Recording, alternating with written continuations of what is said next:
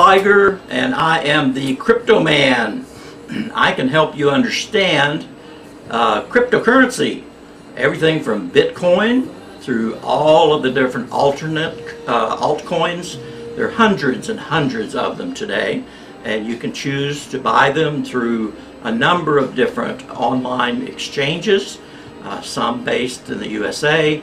I happen to choose Coinbase because they're based in the USA. They founded in 2012, and they are the oldest and most reliable, I believe. And get this, they accept US dollars or fiat currency. All of the online exchanges do not accept that, and all of them don't accept credit cards. Matter of fact, the credit cards now are charging a higher fee. So the best way to do it, I found, initially I started with $200 and I put it in with a credit card. And then I played around a little bit and saw what it was like to get my money back out. Alexa, stop. And I don't think we need that background noise. And then after I did that a little bit, then I moved my assets from Coinbase over to, Alexa, stop, over to another exchange that's wholly owned by Coinbase, but their fees are less. Coinbase is very simple. It's a great place to start. But if you want to do more technical type trading, then you need to go to one of the other exchanges. Now, Coinbase charges 1.5% on each transaction within their own platform.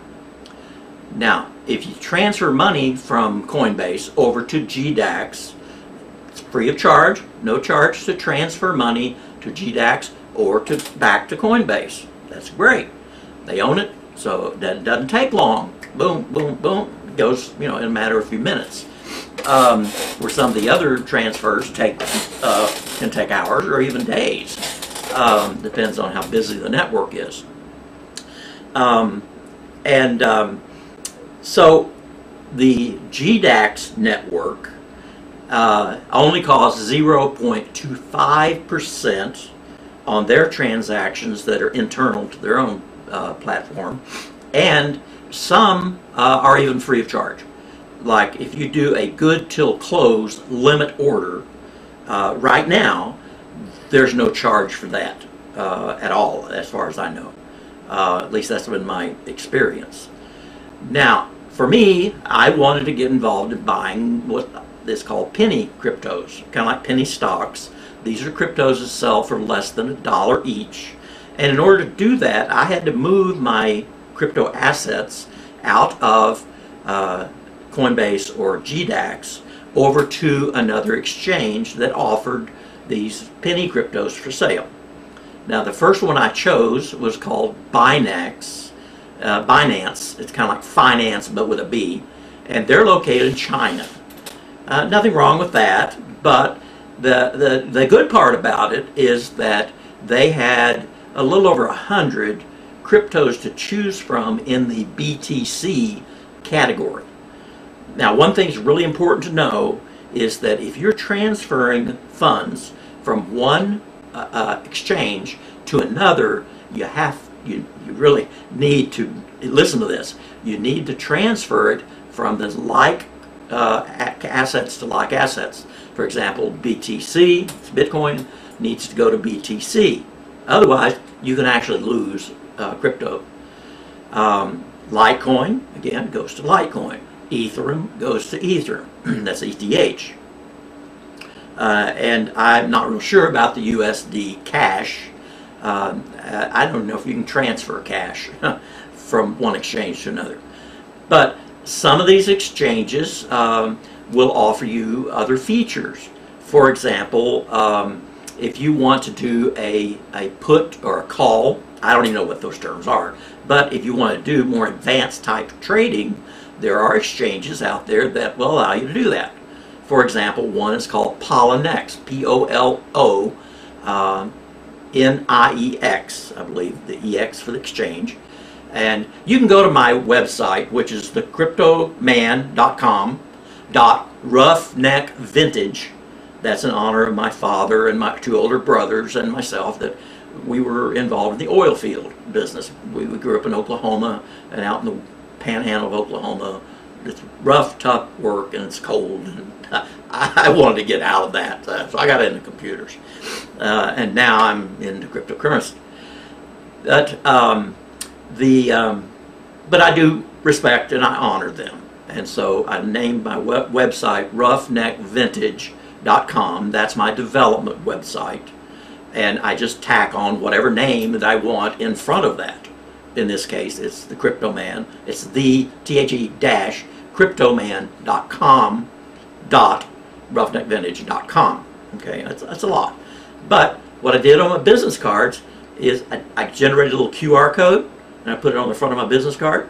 So you just take your phone and a free app, a QR reader, lots of those out on Google Play, and you just point the phone at the little QR code and it focuses, and then as soon as it focuses, it goes beep, and there my URL comes up on the screen, and you just press on the URL and it takes you right to my website.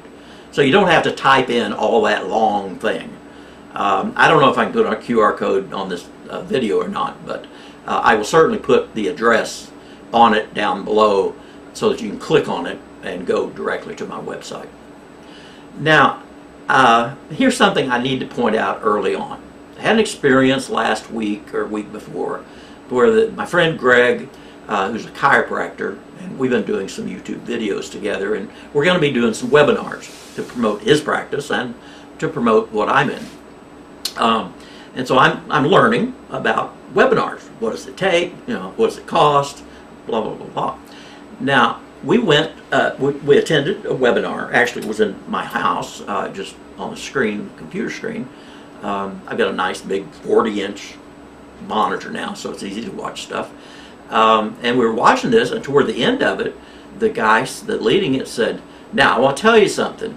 He said, "People put things out there for free, and buyer beware. If somebody's advertising something for free, usually it's a scam, or they're wanting to sell you something somewhere down the road. Don't trust them." So basically, he was telling me something I already knew. For example, back in the days when Linux was first coming out, the guy I worked with, Todd Knauer, he would tell me, "Hey, you got to look at this. Look at this. This is great stuff. This will do everything that Microsoft Windows will do, but this is free. It's user supported. It was developed by Linus Torvald. It's public. It's not only public domain, but it's supported by users." Well, for the business world, they don't want anything to do with that. So people are buying from Microsoft at much higher prices, and from Apple at much higher prices, and because they had a sense of comfort buying stuff like that. So I applied that to what I know about things that are sent to me as free, come-ons. And I decided, well, a second event occurred that same week. I was doing some really deep cleaning. I've got this super maid now.